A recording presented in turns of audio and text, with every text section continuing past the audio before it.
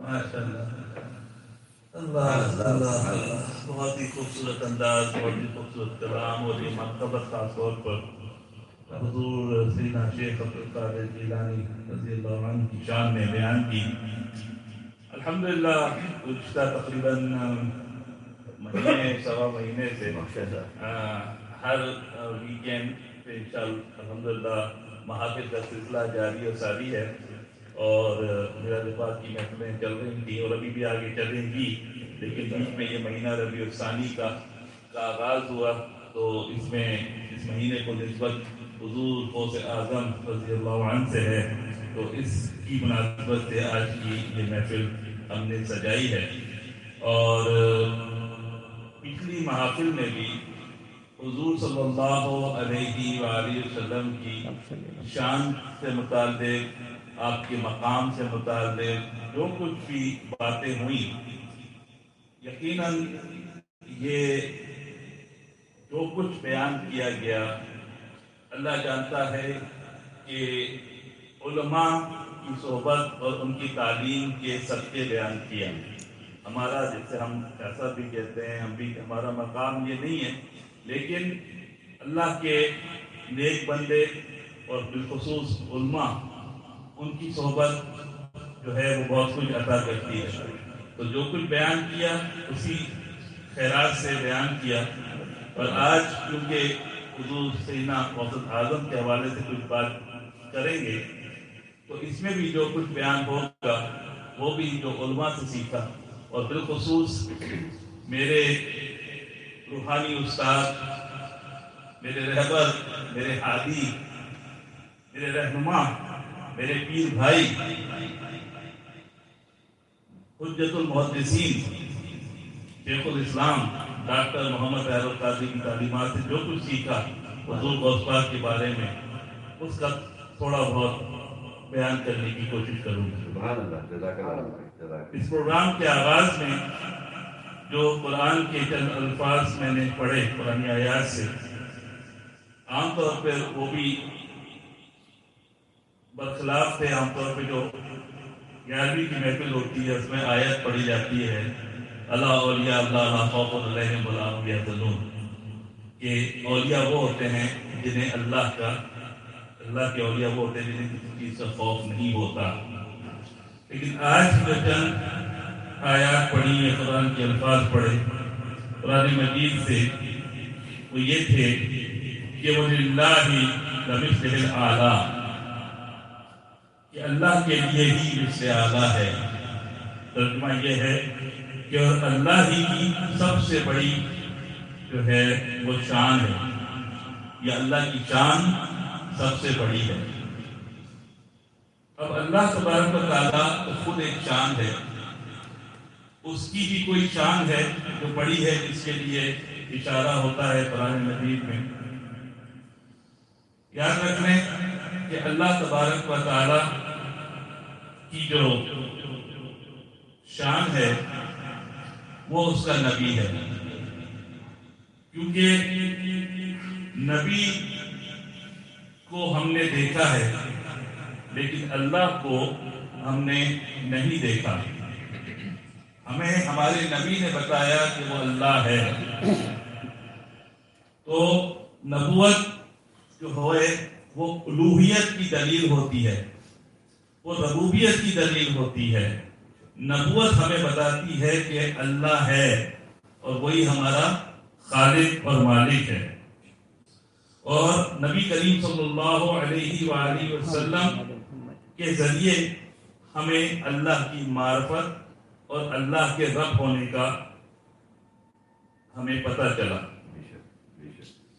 تو پتہ یہ چلا کہ ولایت نبوت کی دلیل ہے، اور نبی اس ربوبیت کی شان ہے۔ تو اللہ تبارک و تعالیٰ کی جب یہ شان کی بات ہوتی ہے کہ اور اللہ ہی کی سب سے بڑی شان ہے، تو اللہ کی سب سے بڑی شان اس کا نبی ہے۔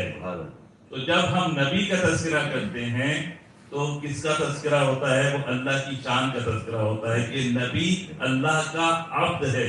اللہ نے اس نبی کو تخلیق کیا اور اس کو پیدا کیا، تو جتنی شان نبی کی ہوگی بلند، اتنی شان اللہ کی بلند ہوگی. تو جو تذکرہ ہم کرتے ہیں وہ کہا جاتا ہے نا کہ اللہ کی جو دراصل وہ شعر نہیں ہے کہ ہم نعت کی صورت میں قرآن سناتے ہیں.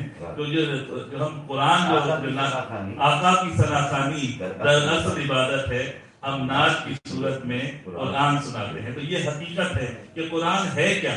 حضور صلی اللہ علیہ وآلہ وسلم کی تعریف، توصیف، ان کی اداؤں کی باتیں، کہیں ان کے چادر میں لپٹنا، کہیں اور، یہ ساری چیزیں اللہ تبارک و تعالیٰ اپنے نبی کی بتاتا ہے. تو پتہ یہ چلتا ہے کہ اللہ کے دین کے اندر نبی اللہ کی الوہیت کی دلیل ہے اور اللہ کی سب سے بڑی شان ہے.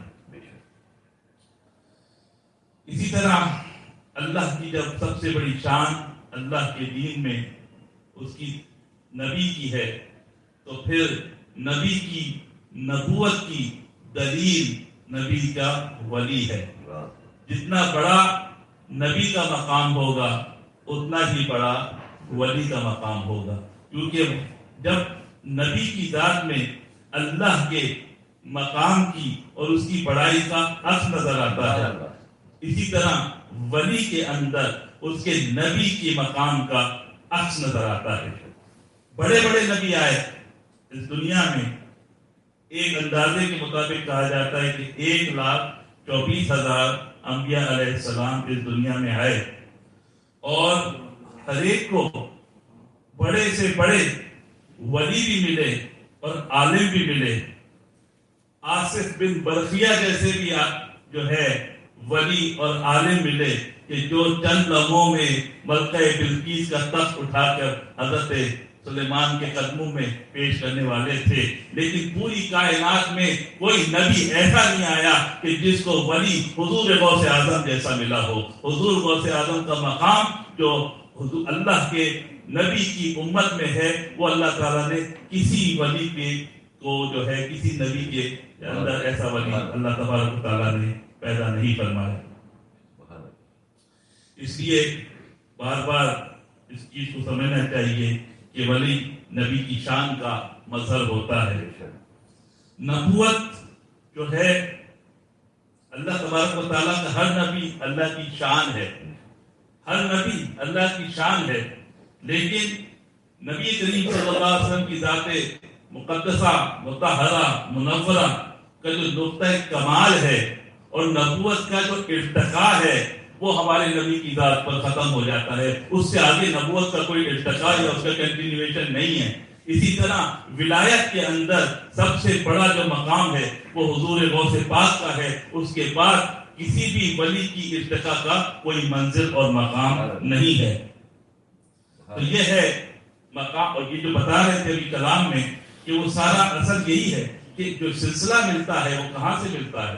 حضور غوث پاک کا سلسلہ حضور صلی اللہ علیہ وسلم سے، آپ کی آل سے اور مولائے کائنات سے جا کے ملتا ہے، جو کہ حسنی اور حسینی حسین ہیں، حسنی اور حسینی سید سادات ہیں. تو یہ فیض کا دریا وہاں سے آتا ہے اور جمع ہوتا ہے حضور غوث پاک کے اندر. تو اللہ تبارک و تعالیٰ جب نبی کریم صلی اللہ علیہ وآلہ وسلم کے بارے میں بات کرتا ہے اور صحابہ اکرام اور جو دین کو سمجھنے والے جب اللہ کے فرمانوں کو جاننا چاہتے ہیں، ان اشاروں کو سیکھنا چاہتے ہیں کہ جس کے اندر اللہ تعالیٰ اپنے نبی کے مقام کو بلند کرتا ہے، تو وہ پھر پوچھتے ہیں کہ اس سے مراد کیا ہے، اس سے مراد کیا ہے. جب بات آتی ہے اہدنا الصراط المستقیم کی تو سوال ہوتا ہے کہ صراط مستقیم پر چلنے کی بات ہو رہی ہے، صراط مستقیم مانگنے کی بات ہو رہی ہے. تو پوچھا جاتا ہے کہ صراط مستقیم کیا ہے، تو جواب آتا ہے صراط مستقیم محمد مصطفیٰ صلی اللہ علیہ وسلم کی ذات ہے. جب بات آتا ہے کہ اللہ کی رسی کو مضبوطی سے تھامو اور تفرقہ میں نہ پڑو، تو پوچھا جاتا ہے کہ اللہ کی رسی کیا ہے. وہ رسی کوئی لٹکتی ہوئی رسی نہیں ہے، بلکہ وہ ذات مصطفیٰ ہے کہ جس کے ساتھ وابستہ اور پیوستہ ہونے کی تربیت دی جا رہی ہوتی ہے. تمام شانوں کے ذریعے اللہ تعالیٰ جو بھی اشارہ کرتا ہے اس کا مقصد اس کے نبی کی ساتھ وابستہ اور پیوستہ ہونا ہے۔ تو اسی طرح رب کی ربوبیت کے اندر جب تمام چیزوں کا مرکز اور محور نبی کریم صلی اللہ علیہ وسلم کی ذات ہے، تو جب نبی کریم صلی اللہ علیہ وسلم کی ذات کے بارے میں یہ معرفت پتہ چل جاتی ہے تو پتہ چل جاتا ہے کہ بخدا خدا کا یہی ہے در، نہیں اور کوئی مفر مقر جو یہاں سے ہو وہیں جا کے ہو، تو یہاں نہیں وہ وہاں نہیں، کیونکہ نبی کی ذات ہی اللہ کی رحمت ہے۔ اللہ کی رحمت نبی کی ذات میں ہے، اللہ کی اطاعت نبی کی ذات میں ہے، اللہ کی جو ہے فرما برداری نبی کی ذات میں ہے، اور جو کچھ اللہ تبارک و تعالیٰ سے ہم مانگنا چاہتے ہیں، جو اللہ تعالیٰ کی تجلیات کے اندر دیکھنا چاہتے ہیں، ہم نہیں دیکھ سکتے، لیکن نبی کریم صلی اللہ علیہ وسلم کی ذات میں وہ سب چیزیں عیاں ہیں۔ اگر جو سیکھنا چاہے، جو آنکھ دیکھنا چاہے، تو اسی لیے نبی کریم صلی اللہ علیہ وسلم سے وابستہ پیوستہ ہونا اللہ تک وابستہ پیوستہ ہونا ہے، اور نبی کریم صلی اللہ علیہ وسلم سے وابستہ پیوستہ ہونے کا ذریعہ آپ کے اولیاء ہیں۔ یہ مقام نبی کریم صلی اللہ علیہ وسلم کی امت کو اللہ تعالیٰ نے عطا فرمایا، کیوں کہ قیامت تک اب نبی نہیں آنے تھے، نبوت ختم ہونی تھی۔ میرے نبی شان ختم نبوت کے ساتھ پیدا ہوئے، تو نبی کی امت کو اللہ تعالیٰ نے تنہا نہیں چھوڑنا تھا۔ قیامت تک کے معاملات کے اندر امت کی رہنمائی کے لیے جس طرح اللہ تعالیٰ نے ہماری شریعت کے اندر مذاہب پیدا کیے، یہ اللہ کی رضا تھی کہ آج جو ہے حنفی شافعی مالکی یہ سارے آگے مذہب چلے، اس لیے کہ نبی کریم صلی اللہ علیہ وسلم جو قرآن کی تعلیم دے گئے ہیں اس کو سمجھنے کے لیے، اور اس میں بھی اللہ کی مرضی تھی، وہ چاہتا تو کوئی ایک اسکول آف تھاٹ جو ہے اس کے اندر ہی سب آ جاتے، لیکن اللہ تعالیٰ نے نبی کی ہر ادا کو زندہ کرنا چاہا، اس لیے یہ مختلف جو ہے فقہی مذاہب بنے کہ نبی کی ہر ادا، ہر قول، ہر فعل جو ہے وہ زندہ رہے۔ جس پہ بھی عمل کر لو، عمل نبی کریم صلی اللہ علیہ وسلم تک ہی جاتا ہے۔ نبی کریم صلی اللہ علیہ وسلم کی امت کی رہنمائی کے لیے اللہ تعالیٰ نے یہ سلسلہ ولایت پیدا کیا۔ اور اگر دیکھا جائے بات جب شانوں کی ہو رہی ہوتی ہے تو نبی کریم صلی اللہ علیہ وآلہ وسلم کی تخلیق کی جب بات ہم نے کی تھی تو وہ واقعہ قرآن مجید کا بیان کیا تھا کہ جس کے اندر اللہ تبارک و تعالیٰ نے انبیاء کی ارواح سے جو عہد دیا تھا اس کی ہم نے بات کی تھی۔ تو اللہ تبارک و تعالیٰ نے عالم ارواح میں جب نبی کریم صلی اللہ علیہ وسلم کی تخلیق آوری بلکہ تخلیق سے بھی پہلے یہ ساری اہتمام کیا، اور انبیاء علیہ السلام سے یہ عہد دیا ان کی ارواح سے کہ جب میں تمہیں نبی بنا دوں تمہارے اوپر کتاب بھی نازل ہو جائے گی، سب کچھ ہے، لیکن اس کے بعد تمہارے پر ایک رسول آئے گا، ایک نبی آئے گا، اس کی نبوت کی تمہیں تصدیق کرنی ہوگی، اس پر ایمان لانا ہوگا۔ سب نے اس پہ راضی ہوئے، اللہ تبارک تعالیٰ نے اس عہد پر، اب کیونکہ ظاہر ہے وہاں پر انبیاء علیہ السلام کی روحیں تھی اور اللہ کی ذات تھی اور کوئی تو نہیں تھا، تو اس عہد پہ کوئی گواہ بھی تو ہوتا، تو اللہ تعالیٰ نے خود اس پہ گواہ ہوا اور اس نے قرآن میں کر دیا۔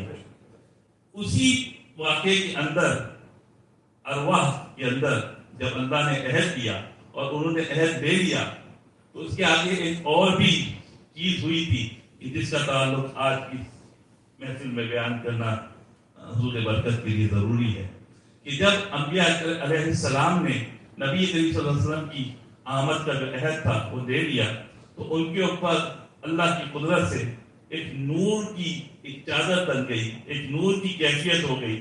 تو ان ارواح نے اللہ سے دریافت کیا کہ یہ کیا ہے، یہ نور کی روشنی کیا ہے، یہ نور کی تجلی کیا ہے، یہ ہمارے سروں پر کیا چھایا فگن ہو گیا۔ اللہ نے فرمایا جس کے عہد کی تصدیق تم نے کی ہے اور عہد دیا ہے، یہ اسی کا نور کا پرتو ہے، یہ اسی کے نور کی ایک تجلی ہے۔ اور روایات میں آتا ہے کہ ارواح نے تعظیم میں اپنے سروں کو جھکا دیا، تو پتہ یہ چلا جب رب نے اللہ کے نبی کی تعظیم کروائی تو ارواح انبیاء علیہ السلام کے ارواح نے سر کو جھکا دیا، اور اسی اللہ نے جب اپنے ولی کا اعلان ولایت کروایا تو تمام ولیوں کی گردنوں کو جھکا دیا۔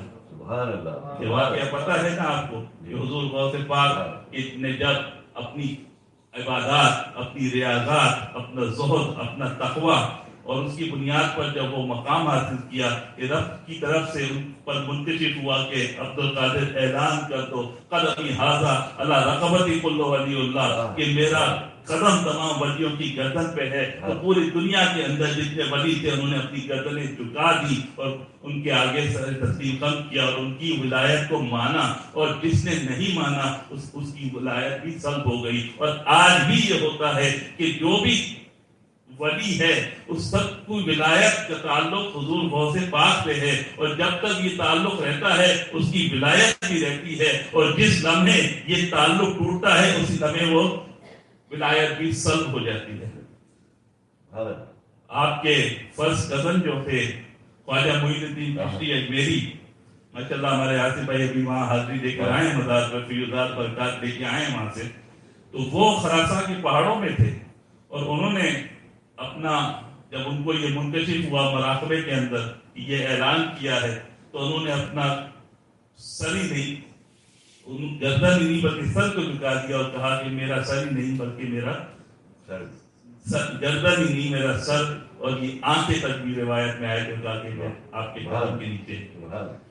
انہوں نے ہی تقریباً 57 برس حضور غوث پاک سے جا کر براہ راست فیض بھی آپ کے پاس، اور جب یہ تمام فیوزات و برکات حاصل کر لیے تو ان سے درخواست کی کہ مجھے بغداد عطا کر دے. یہ جو ہوتے ہیں نا ولی، ان کی ڈیوٹیاں ہوتی ہیں، ان کے علاقے ہوتے ہیں، اور اللہ کی مخلوق کے اندر ایمان کو جگانے کے لیے ان کی ڈیوٹیاں ہوتی ہیں. تو انہوں نے کہا مجھے بغداد عطا کر دیں. غوث پاک نے کہا بغداد پہلے ہی شہاب الدین عمر سہروردی کو عطا کر دیا گیا ہے. اور ان کا وہ واقعہ آپ سب جانتے ہیں شہاب الدین عمر سہروردی کا، کہ ان کے چچا جب ان کی بارگاہ میں لے کے آئے حضور غوث پاک کی اور کہا کہ بھی اس نے تمام فیوز کا جو ہے تعلیمات جو دنیاوی ہوتی ہیں اور رموز کے جو ہے تمام چیزیں کر لی ہیں، اب آپ اس کو آگے کی ترقی میں اس کی مدد اور رہنمائی فرمائیں. تو آپ نے کہا اچھا سب لے لیا اس نے؟ ہاں جی. تو انہوں نے کیا کیا، اپنا دست مبارک ان کے سینے میں پھیرا، جو کچھ تھا سب غائب ہو گیا، جتنا سیکھا ہوا تھا سب جو ہے وہ ختم ہو گیا. کہا بتاؤ کیا آتا ہے تمہیں، کیا سیکھا؟ حضور کچھ نہیں سیکھا. پھر انہوں نے دوبارہ اپنا دست مبارک ان کے سینے میں پھیرا، تو دنیاوی جو رموز اور علم تھے وہ تو تھے، اس کے علاوہ ساری روحانیت کی اور اس کی باتیں ہر چیز کے دل میں آ گئی. اس کے بعد ان کو جو ہے بغداد عطا ہوا. تو اس طریقے سے ہر ولی جو ہے، کوئی بھی کسی کا بھی مرید ہو، چشتیہ ہو، سہروردیہ ہو، شاذلیہ ہو، رفاعیہ ہو، ہر ایک کا تعلق حضور غوث پاک سے ہے، کیونکہ گردنیں تو جھکائی تھی نا تو آپ کے مرید ہو گئے. اسی طرح اللہ تبارک و تعالیٰ نے نبی کریم صلی اللہ علیہ وآلہ وسلم کو جو ہے کثرت امت عطا کی. کثرت امت نبی کریم صلی اللہ علیہ وسلم کو عطا کی. انا آتیناک الکوثر ہم پڑھتے ہیں نا، کثرت کی جو بات جب آتی ہے تو نبی کریم صلی اللہ علیہ وسلم کو کثرت امت عطا کی. اور ایک آپ ہی کی فرمان ہے، آپ ہی کا فرمان ہے کہ قیامت کے دن جنت میں جانے والے جو لوگ ہوں گے ان کی 120 صفیں لگیں گی. اب یہ ہماری ڈومینین مسجد کی تو صف نہیں ہوگی، آپ اللہ کی شان کی کتنی بڑی وہ صفیں ہوں گی. تو اللہ نے نبی کریم صلی اللہ علیہ وسلم نے فرمایا کہ 120 صفیں لگے گی، جس میں سے 80 میری امت کی ہوں گی، 80 میری امت کی ہوں گی، اور 40 میں دیگر انبیاء علیہ السلام. لوگ تو جنت میں جائیں گے نا جو 22 لوگ تھے فرمانبردار تھے، لیکن 80 صفیں حضور کی امت کی ہوں گی. تو یہ شان ہے میرے نبی کی نبوت کے اندر. تو اسی نبی کی ولایت کے اندر یہ شان حضور غوث پاک کی ہے کہ مریدین میں سب سے زیادہ کثرت حضور غوث پاک کے مریدین کی ہے.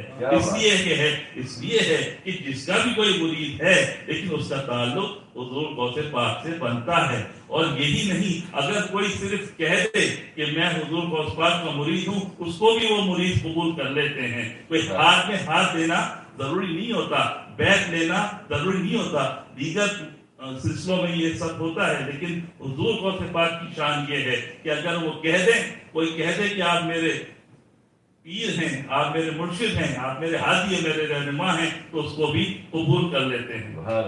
جب اس کی مثال ایسی ہے کہ اس دنیا کے اندر یہ جو شادی ہوتی ہے تو دولہا باہر بیٹھا ہوتا ہے، دلہن اندر بیٹھی ہوتی ہے، کوئی ہاتھ میں ہاتھ دے کے تو قبول نہیں ہوتا. میں آج کل کی بات نہیں کر رہا میں نے کہا ایسے تو نہیں ہوتا. وہ وہاں بیٹھا ہوتا ہے، کہتا میں نے قبول کی. وہ اندر بیٹھی ہوتی ہے، میں نے قبول کیا، اور ان کا رشتہ دائمی بن جاتا ہے. ایسا بن جاتا ہے کہ اللہ ان کو کہتا ہے کہ ایک دوسرے کا لباس.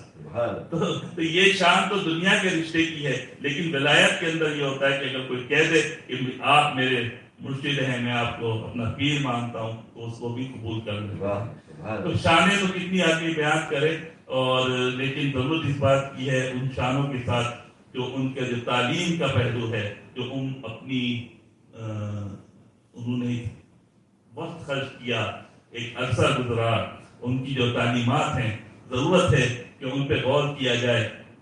جیسے کہ یہ ان کی کتاب ہے بنیاد الطالبین، اس کے اندر تمام تعلیمات جو ہیں ان کی موجود ہیں. اس کے علاوہ بہت سی کتابیں جو ان کی فربودات ہیں، ضرورت ہے کہ ان کو مطالعہ کیا جائے اور اس کی روشنی میں اپنے ظاہر و باطن کو سنوارا جائے. تو انشاءاللہ میں اب سید شوکت نجمی